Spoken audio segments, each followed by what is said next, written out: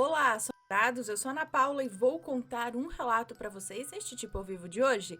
Tudo bem? Eu espero que sim, que esteja tudo bem. Já vou pedindo para você deixar o like no vídeo e se por um acaso ainda não for inscrito, se inscreva no canal e vai lá também no meu outro canal, dá uma olhadinha, dá uma fuçadinha no Conto pra Ana, onde eu conto relatos assim como aqui, só que sem assombração.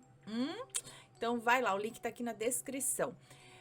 Vamos então pro relato de hoje, que é este: o dia em que a fofoca de Quimbanda virou caso de família. Vamos ver o que aconteceu. Oi, Ana, eu espero que você e todos os assombrados estejam bem. Todos os nomes já estão devidamente trocados. Para vocês entenderem, preciso contextualizar algumas coisas. Era final de 2019 e eu já tinha completado 18 anos, quando comecei a me envolver amorosamente com o desquerido do meu amigo, vamos chamá-lo aqui de Pedro, que também já tinha seus 18 anos. Ele era meu amigo há muitos anos, mas acabamos nos apaixonando. Bom, o Pedro morava em São Paulo. Eu morei em São Paulo até os meus 16 anos e depois disso eu me mudei para uma cidade litorânea. Na época, o Pedro estava terminando o relacionamento com a ex dele, que vamos chamar aqui de Eduarda, com quem ele tem um filho. Eduarda se mostrava muito dependente emocionalmente falando, sabe? E também financeiramente. Não, peraí. Eduarda se mostrava muito dependente emocional e também financeiramente dos avós de Pedro. Gente, que lhe davam muitas regalias por causa do neto. Bom, Eduarda fez o possível para que a gente não ficasse junto. Antes ela tivesse conseguido, viu? Pedro sofria de muitas questões psicológicas e, além de tudo, era usuário de drogas. Ixi. Eu achava, quando comecei a me envolver com ele, que ele apenas usava a erva, né? E já tinha largado as outras coisas. Mas eu só fui descobrir que não era bem assim quando despenquei da cidade onde morava com a minha mãe e fui morar com ele e com a minha sogra, que vamos chamar aqui de Tainá. Eu e Tainá, que a essa altura já era minha sogra, né, nos dávamos muito bem. Como eu era amiga do Pedro há bastante tempo, nós já nos conhecíamos e tínhamos um grande carinho uma pela outra. Por isso, ela não viu problema algum em eu me relacionar com o filho dela. Pelo contrário, ela sabia que eu era muito responsável na época e ficou até muito feliz. Pedro era sacerdote de um templo de Quimbanda e a minha sogra era frequentadora do mesmo templo, trabalhando com suas entidades no mesmo terreiro. Até que um dia, já que eu morava lá com eles, né, resolvi conhecer o templo. E quero ressaltar aqui que eu não tenho nada contra nenhuma religião. Mas, na época, eu era um bandista e não fazia ideia de como funcionava a quimbanda. Então fomos eu, Pedro, minha sogra e um amigo do Pedro, que também foi só de curioso. Chegando lá, logo senti uma energia muito esquisita, pesada. A primeira coisa que eu vi ao entrar foi um caixão aberto com alguns ossos. Gosto de acreditar que eram de animais e outras coisas que eu não consegui identificar. Aí eu fiquei assustada, sabe? Eu, acostumada com a Umbanda, vendo aquilo na época foi realmente assustador. Eu e o amigo do Pedro estávamos sentados ali quietinhos, só observando, quando o Exu Capa Preta me chama para conversar. Meu coração quase saiu pela boca. Algo normal de quem não está acostumado com a esquerda, digamos assim. Hoje em dia é bem diferente para mim, tá? Mas na época, meu conhecimento sobre a esquerda era bem pouco. O Exu então me disse, sem que eu falasse qualquer palavra, tá? Ele me disse assim: moça, sua mãe está certa e você está completamente errada de não estar dando ouvidos a ela. Volte para sua cidade. O seu lugar não é aqui com o Pedro. Eu sei que você vai querer pagar para ver, mas você vai lembrar de mim quando o pior estiver acontecendo. Eu fiquei paralisada ali na frente do seu capa preta, em choque. Foi a primeira vez que uma entidade me disse algo sobre a minha vida sem que eu falasse qualquer coisa. Até aí, até que estava tudo bem, né? Dentro da medida do possível. Aí passou mais um tempo lá dentro e o mesmo Exu me chamou novamente. Dessa vez para ir a uma salinha lá nos fundos, onde o Pedro também estaria. Até que o Exu disse para nós dois ouvirmos. Essa moça, no caso eu, né? Essa moça já te traiu, menino. Era uma mentira! Na mesma hora eu confrontei, tipo, eu?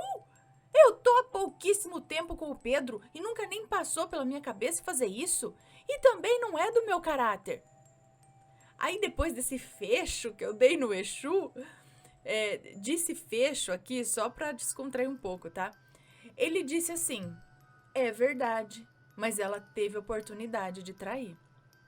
O que também não fazia o menor sentido. A entidade ficou muito brava por eu estar me defendendo e apenas dizendo a verdade.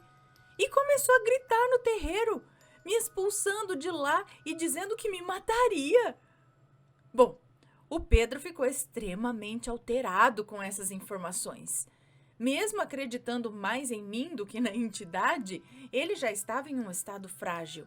E como era usuário, isso só aumentava os surtos ligados aos problemas psicológicos que ele tinha. Minha sogra ficou lá, conversando com a entidade, tentando acalmar a situação, enquanto eu e o Pedro já estávamos voltando para casa.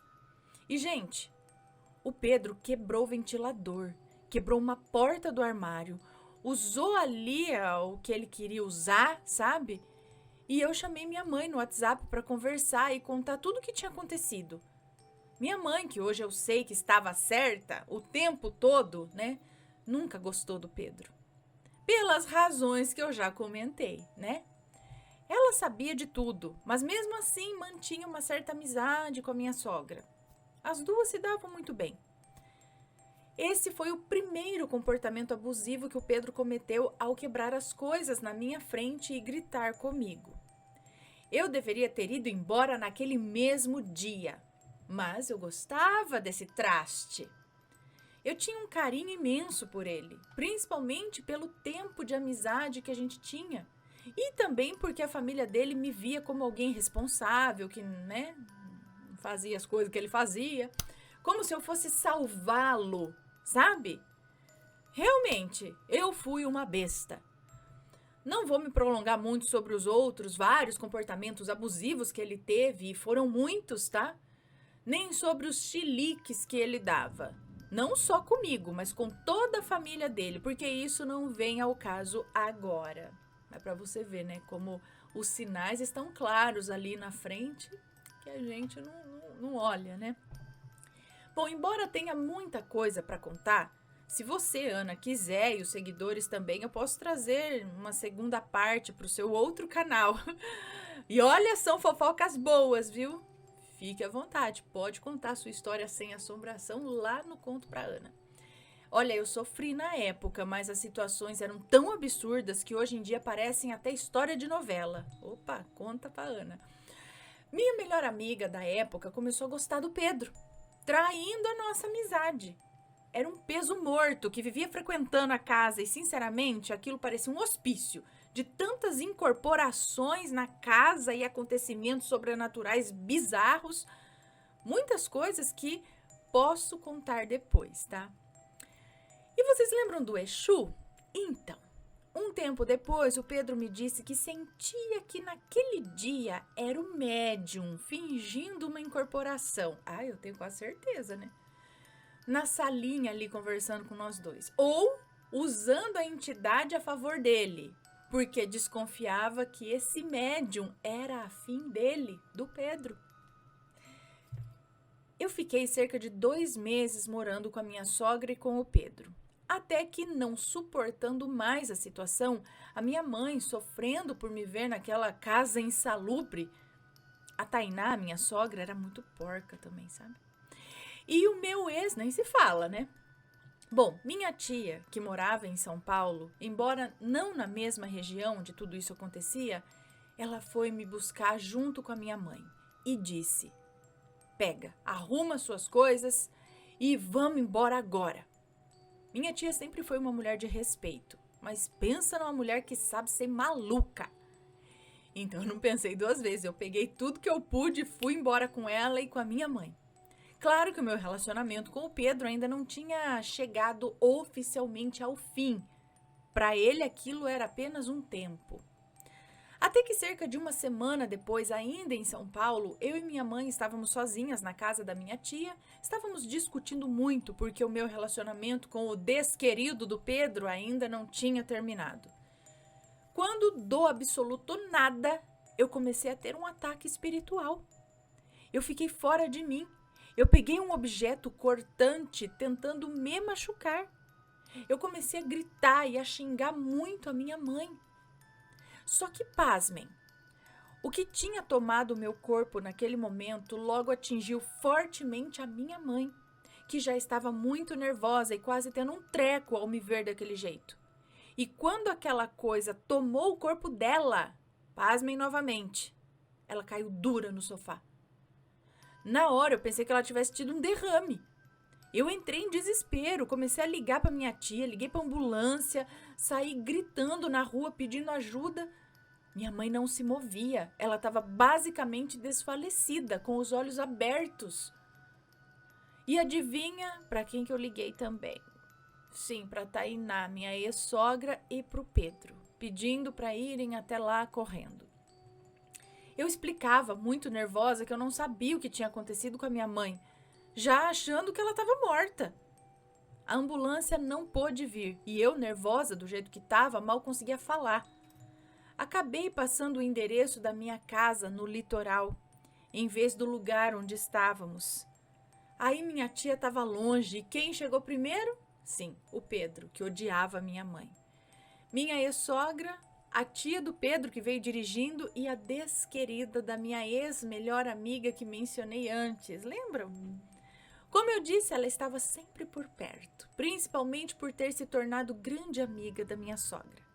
E, sinceramente, o Pedro provavelmente já estava me traindo com ela também. A tia do meu ex era uma ótima pessoa, a única pessoa normal da família. Ela frequentava, às vezes, um terreiro, mas também ia à igreja, enfim. Ela chegou incorporada, já com uma entidade cujo nome não me lembro. A entidade estava enfurecida, acredito eu, com o obsessor que estava presente no local, causando toda aquela confusão, né? Foi até minha mãe, colocou a mão no ori dela, que é a nossa cabeça, falou algumas coisas que eu não consegui ouvir e a minha mãe voltou praticamente dos mortos, sem lembrar de nada do que havia acontecido comigo minutos antes, quando caiu no sofá, né? Ela estava muito desnorteada e não sabia realmente o que estava acontecendo. Eu respirei tão aliviada. A entidade com a qual a tia do Pedro estava trabalhando naquele momento me disse assim: voltem para a cidade de vocês o quanto antes. Não quero que vocês fiquem mais aqui, moça. Lembram lá no comecinho quando o Exu tinha dito que eu pagaria para ver e lembraria somente quando o pior acontecesse? Pois é. No mesmo dia, próximo de anoitecer, eu me despedi de todos, até mesmo da minha ex-melhor amiga, dizendo a ela que deveria pensar melhor e se proteger, pois sabia de todas as atrocidades que o Pedro fazia e de seus comportamentos, inclusive comigo. O término com o Pedro foi um tanto quanto difícil. Eu decidi terminar apenas quando já estava em casa com a minha mãe, na nossa cidade. Sim, por mensagem mesmo. Mas ele não merecia outra coisa, tá? A cada dia o comportamento dele só piorava. Ele não aceitou de primeira, me ameaçou de jogar feitiços, queimou roupas minhas e até um tênis que eu havia esquecido na casa dele e ainda mandou vídeo, acreditam? Eu tive que trocar de número, foi um caos. Hoje em dia, nunca mais tive contato com nenhuma dessas pessoas, nem com o Pedro. Nem com a mãe, nem com a minha ex-melhor amiga, nada. Agora o plot twist. Eles iniciaram um relacionamento logo algum tempo depois ali, logo depois. Eu e ela ainda nos seguíamos no Facebook na época. E eu vi que ela postou assim, em um relacionamento sério, com aquele Sméagol desgraçado. Quem assistiu O Senhor dos Anéis vai entender. A aparência dele estava tão péssima que ele parecia o próprio Sméagol. E um detalhe, em todo o tempo que eu estive com o Pedro, eu o incentivava a ser presente na vida do filho dele, que na época tinha uns 2 aninhos, ou um pouquinho mais. Eu falava para ele chamar o filho para passar finais de semana conosco e fazermos algo interessante, mas ele sempre preferiu fingir que o filho não era dele. Gente, eu quero ressaltar que todos esses comportamentos eu só descobri ao conviver de fato com ele, que é realmente assim quando a gente conhece uma pessoa, né? Bom, obrigada por ler, Ana, já te sigo há uns 10 anos. Por favor, me diga o que você acha. Por que o Exu antes me deu um belo aviso e depois fez aquela intriga? Seria para pôr um fim no relacionamento, me assustando, ou seria realmente um médium, naquele momento, se aproveitando por ser afim do Pedro? Qual a sua opinião? E o que realmente pode ter acontecido com a minha mãe naquele dia? Será mesmo que ela morreu naquele instante? Foi um ataque espiritual? Ela voltou dos mortos? Gente, eu nunca compreendi muito bem. Nos terreiros que já frequentei, os guias nunca quiseram entrar em muitos detalhes. Beijinhos. Um beijo para você, obrigada. Então, é difícil dizer o que pode ter acontecido, né, em relação ao Exu, mas eu acho que foi muito estranho ele, nem que fosse para, vamos dizer, para o cara ficar bravo e terminar com você, para te tirar daquela situação, né, que ele tenha mentido, mas eu não entendo muito bem, mas eu não acho que um Exu precisaria mentir para criar uma situação dessa. Eu acho que se ele fosse sincero ali na hora, né, falando, ela não é para você, você não é para os caminhos tão, sei lá, falando a verdade. Agora inventar uma mentira para te colocar numa situação de traidora, sendo que isso não aconteceu, eu acredito que um Exu não faria isso. Coincidiu a primeira fala dele dizer para você ir embora, ou talvez de início realmente tenha sido um recado da entidade, e aí depois o cara não estando totalmente, não estando inconsciente de nada, né, estando ali presente, ele colocou a carne dele ali para falar, para trabalhar. Só que se realmente ele trabalha com uma entidade desse tipo, eu acho que ele vai sofrer muitas consequências se ele fez alguma coisa assim. Eu acho que as entidades não toleram isso, né? Mas quem entende melhor dessas coisas pode escrever, pode deixar aqui nos comentários o que aconteceu ali. Porque acho que tá cheio até de médium que fala mais ali através da carne do que realmente dá espaço para um recado da entidade ali. E a mãe dela, né, o que aconteceu ali, acredito sim que algum espírito, um obsessor, alguma coisa, tenha atacado. E não acredito que ela tenha morrido, voltado dos mortos, nada disso. Ela sofreu um choque ali, talvez, espiritual, né? Pode ser isso. O que vocês acham? Deixem aí os comentários, sempre com respeito, por favor. E se já passou por situações ou uma situação parecida, envie o seu relato. Combinado? Então, um beijo para vocês e a gente se vê no próximo relato. Fui! Tchau, tchau!